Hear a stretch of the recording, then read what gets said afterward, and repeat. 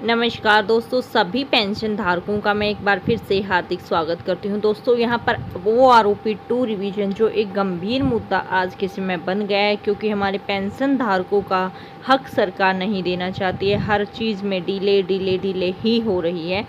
तो इस मुद्दे पर जो सोशल मीडिया में काफ़ी गंभीर मुद्दा बना हुआ है और इस पर ट्वीट्स और रीट्वीट्स लगातार किए जा रहे हैं। इन्हीं में से एक जो कर्नल ने यहाँ पर ट्वीट किया है, उसे आप देखिए किस प्रकार से हर एक पेंशन धारक के जो हर एक फौजी के देश का जो फौजी होता है उसके संघर्ष की जो यहाँ पर बताई गई है इन ब्रीफ, लेकिन वो बहुत ही गहरी बात है। आप यहाँ पर देखिए, एक बार सभी पेंशन धारक वीडियो को लाइक जरूर कर दें। आप यहाँ पर देख सकते हैं, will the government stand for those who have taken all hardships and sacrifice their life not to talk or being away from their wife and family for most of their youth. देखिए, ये कितनी गंभीर बात एक colonel ने कही है कि क्या गवर्नमेंट उनके लिए स्टैंड नहीं ले सकती जिन्होंने अपने हार्डशिप्स एंड बहुत ज़्यादा सेक्रीफाइस के साथ अपनी जो फैमिली है, अपने बच्चे हैं, उनको छोड़कर अपनी जो पूरी यूथ है, पूरी जवानी देश का फौजी एक देश की सुरक्षा में लगा देता है। लेकिन जब बात गवर्नमेंट की आती है, जब देश की रक्षा, एक फौजी ने देश की रक्षा कर दी, लेकिन जब गवर्नमेंट की बात आती है, जो एक पेंशन धारक के रूप में एक पेंशनर्स को जब उनका हक देने की बात आती है, फौजियों को, देश के फौजियों के, एक्स सर्विसमैन्स को जब यहाँ पर उनके हक की बात आती है, तो गवर्नमेंट उनके साथ धोखा करती है। क्या ये सही है?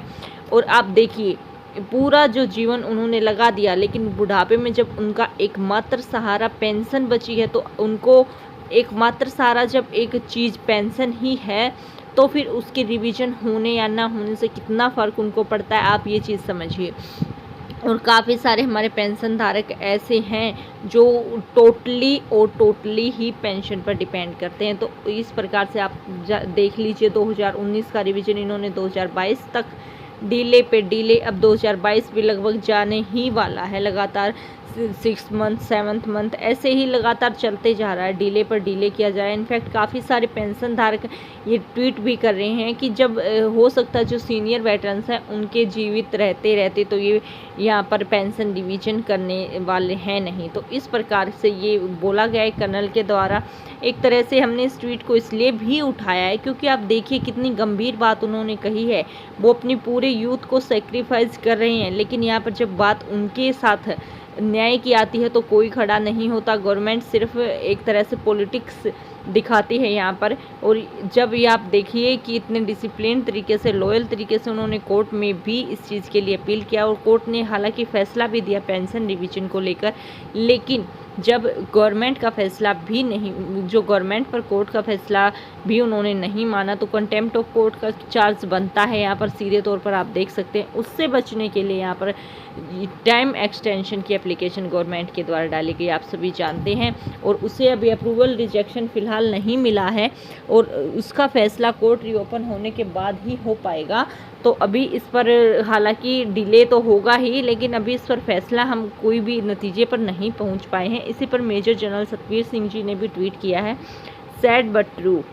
हालांकि ये सही नहीं है, लेकिन ये सच्चाई है कि गवर्नमेंट जो देश की एक डेमोक्रेटिक कंट्री में होना चाहिए, उस तरह का व्यवहार इंडिया की गवर्नमेंट में अब नहीं रहा है।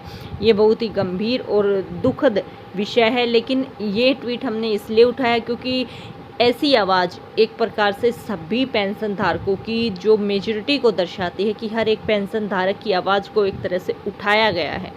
तो इसलिए अगर आप भी इस चीज़ से सहमत हैं तो कमेंट बॉक्स में येस और नो ज़रूर लिखें। फिर मिलते हैं जैसे ही कोई भी अपडेट हो आरोपी 2 रिवीजन को लेकर ऑफिशियली आती है, जो कि 11 जुलाई 2022 के बाद ही आएगी। तो फिर मिलते हैं दोस्तों एक नई अपडेट के साथ। तब तक के लिए आप सभी को जय हिंद, जय भारत।